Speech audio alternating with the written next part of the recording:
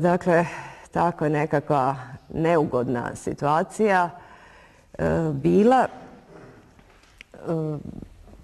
u svemu.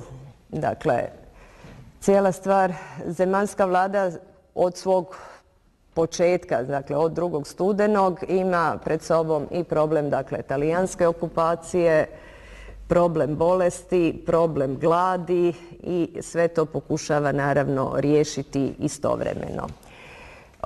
Onu hranu koju je Hrvatski sabor bio prikupio, sad ću se malo vratiti na to, dalmatinska vlada nakon pada Austrije bi konačno mogla nesmetano dovesti u Split, međutim ta je hrana i poslana, ali je poslana preko Rijeke. U međuvremenu su Talijani zauzeli Rijeku i hranu zaplijenili.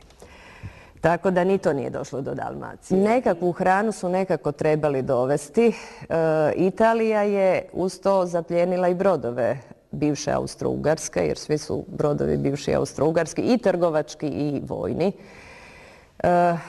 Tako da nisu imali ni brodove kojim bi doveli hranu i na kraju se to pitanje rasteglo gotovo do siječnja.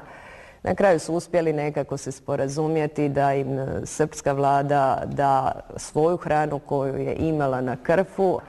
Na kraju su uspjeli nekako se sporazumjeti da im srpska vlada da svoju hranu koju je imala na Krfu.